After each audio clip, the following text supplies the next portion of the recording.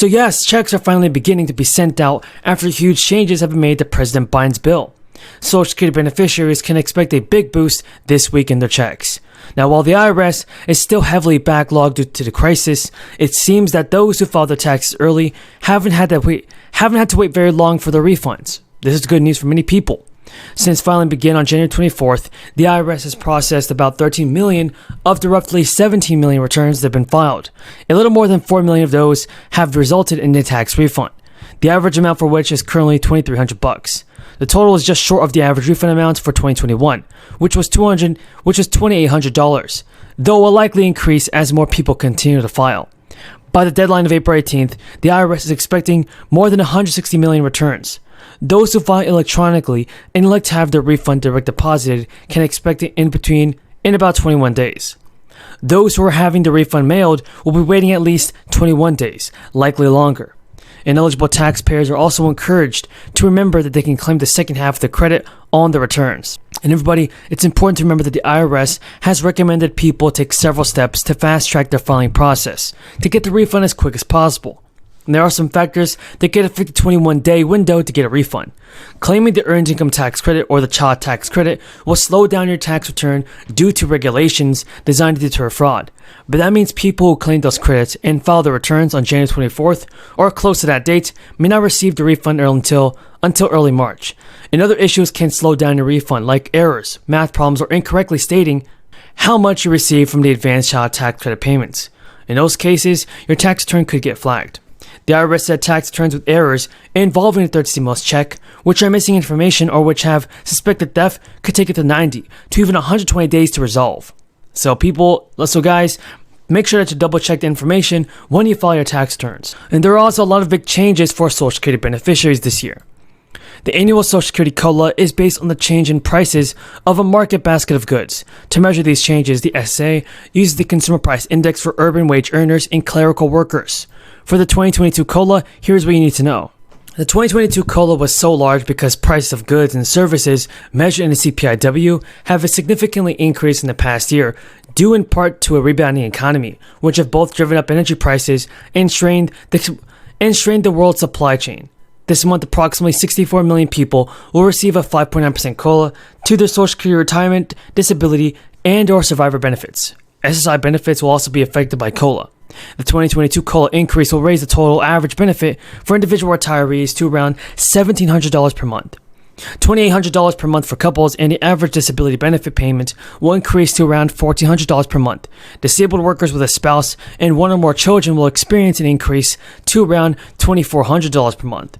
Other major changes include the max amount of earnings subject to Social Security tax, increasing to $147,000.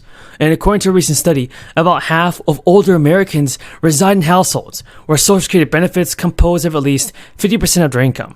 And 25% of this group depended on their monthly payment for the majority of their earnings. So it's clear, it's important for retirees to be aware of when they can finally receive their benefits. Better future.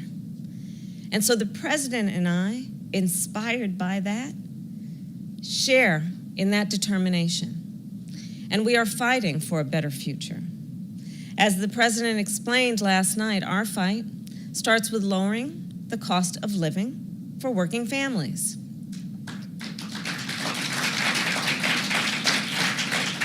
As you all know, the pandemic, it has tangled supply chains and driven up the price of everyday goods. But through the bipartisan infrastructure law, our administration has made historic investments in our infrastructure and in our supply chains to prevent those bottlenecks, and to lower daily expenses. We are also working hard to manufacture more goods, like cars, like computer chips, made by workers here in America. And we must do more. Continue our recovery we must, and to continue our recovery, we must then create more good-paying jobs here at home, good union jobs.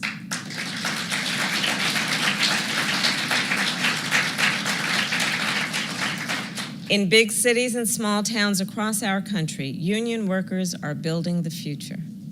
They are installing the solar panels and building the wind turbines that will help us bring down energy costs, energy prices, and combat the climate crisis. They are removing and replacing the lead pipes that are poisoning our children in so many communities. They are laying the fiber optic cable that will enable us to bring affordable, high-speed internet, North Carolina, to every household in America.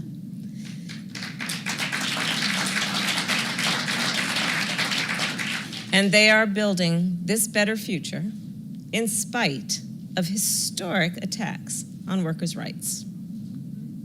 As you know, in North Carolina and many places in our country, we still have a lot of work to do, because in many places in our country, there are still powerful forces that are hard at work trying to build barriers to stop workers from organizing and exercising their right to collective bargaining. But know this, as Secretary Walsh explained and described, our administration is deeply proud to be the most pro-labor administration in the history of our country.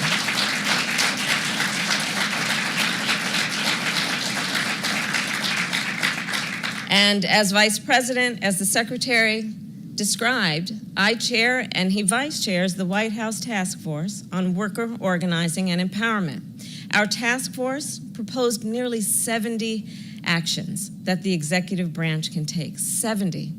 And this was over the course of many, many months of working with workers, working with labor unions, figuring out what was going on in our government, what is going on in reality, in terms of whether or not we are encouraging, under existing laws, or discouraging worker rights, worker protections.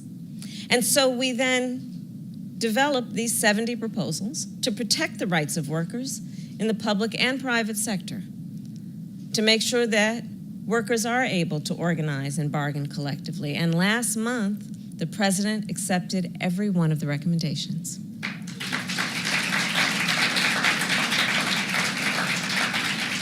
But we're not going to stop there. Over the years, I have spoken with so many young people, women, people of color, hardworking folks who are training to become union workers. And as the Secretary said, we see the potential for growth in terms of the diversity, in terms of the inclusion, in terms of America's workforce and our future. And I met some of those great stars and leaders today who I believe are all part of a new